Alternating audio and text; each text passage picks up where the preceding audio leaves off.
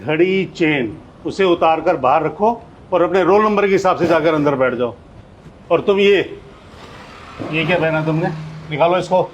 लेकिन सर मैं इस जनेऊ को कैसे निकाल सकता हूँ? कैसे क्या मतलब? एडमिट कार्ड पे रूल नहीं पड़े थे? हाँ सर मैंने पढ़ा था, लेकिन उसमें जनेऊ की कहीं बात ही नहीं है। एग्जाम देना कि नहीं देना? हाँ सर मैं एग्ज़ाम देने के लिए ही आया हूँ। एग्जाम देना है तो इसे हटाओ। क्या हो रहा है ये? और चेकिंग पूरी नहीं हुई अब तक आप लोगों की?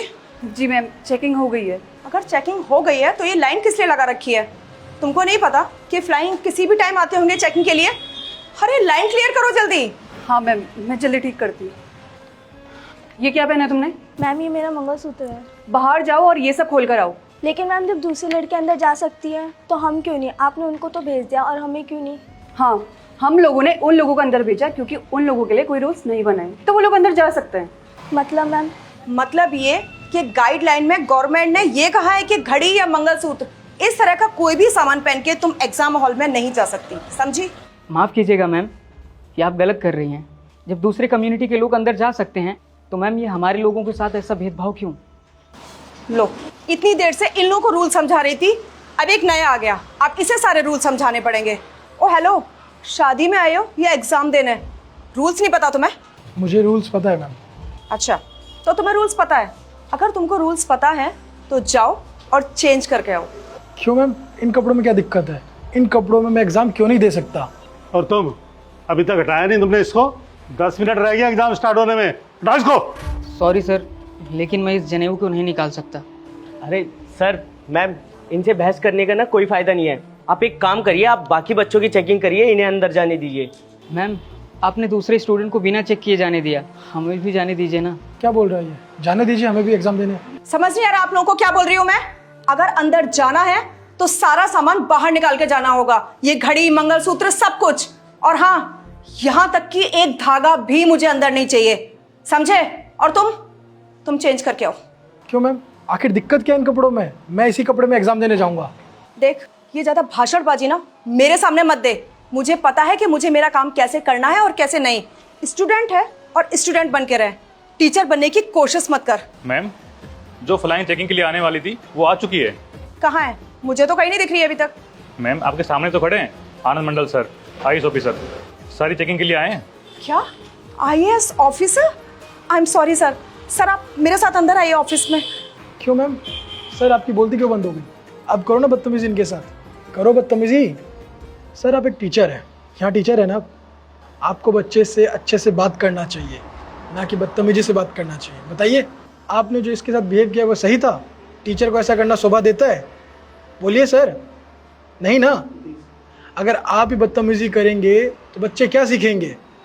हाँ मैम, मैं यहाँ चेकिंग करने ही आया था। मुझे कुछ कंप्लेन आ रही थी कि आप लोग भेदभाव कर रहे हैं और मुझे ये मंजूर नहीं था, तो मैं खुद चेक करने आया। मैं देखना है कि सच है या झूठ है, और यहाँ आके मैंने देखा कि हाँ, आप लोग सच में भेदभाव करते हैं। अच्छा आप ये बताइए कि आप कौन से देश में रहते हैं? आपको आपके देश का नाम पता है?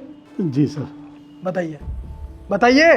भारत। इतने धीरे से क्यों बोल रहे हैं? शर्म आती है देश का नाम लेने में? जोर से कहिए। भारत देश। भारत देश। आपको हमारे देश का कल्चर संस्कृति पता है? आप टीचर हैं और टीचर को हमारी सोसाइटी में बहुत ऊंचा दर्जा दिया गया है, भगवान से भी ऊपर। पता है क्यों? क्योंकि आप लोग बच्चों को सिखाते हैं, शिक्षा देते हैं और उन्हें आगे बढ़ने के लिए प्रेरित करते हैं। ऐसे प्रेरित करते हैं बताइए, उनके साथ मिसबिहेव करके। Sorry sir. अभी मैं आईएएस नहीं होता तो शायद आप लोगों को आपकी गलती का एहसास नहीं होता। अभी भी आप मेरे साथ बदतमीजी तो कर रहे थे, बदतमीजी कर रहे थे ना? बहुत अच्छी बात है कि आप लोग चेकिंग कर रहे हैं, लेकिन चेकिंग के नाम पे भेदभाव, ये कब तक सहन किया जाएगा? बिल्कुल भी नहीं। ईमानदारी से अपना काम कीजिए। अगर आप रूल्स को फॉलो कर रहे हैं तो सभी के लिए कीजिए ना। भेदभाव क्यों? उन्हें भी रोकिए। अब इन्हीं बच्चों को क्यों रोक रहे हैं? आपको पता है मैम, आप जैसे कुछ टीचर होते हैं जो बच्चों में बचपन से भेदभाव की भावना पैदा करते हैं। आप चाहते तो बच्चों को अच्छे संस्कार भी दे सकते थे, लेकिन नहीं, आप लोगों को तो भेदभाव करना है। आप ही की वजह से बच्चों को अच्छे संस्कार नहीं मिल पाते हैं। अब आप बोलेंगे नहीं? आपकी नज़रें क्यों झुक गई? अभी तो आप बहुत बदतमीजी कर रहे थे मेरे साथ, और आपको इन कपड़ों में क्या दिक्कत लगी? आप मुझे एक्सप्लेन कर सकते हैं? कीजिए। आपको आपकी संस्कृति, हमारी संस्कृति के बारे में कुछ पता है? बोलिए। सॉरी सर, गलती हो गई सर। क्या कहा सर आपने? सॉरी? आप लोगों से मैं क्या ही उम्मीद करूं? कुछ भी छोटी गलती होती है आप सॉरी बोल के सोचते हैं कि माफ़ कर दिया जाएगा, लेकिन इस बार नहीं। आप बाकी बच्चों को बुलाइए, सबकी चेकिंग कीजिए।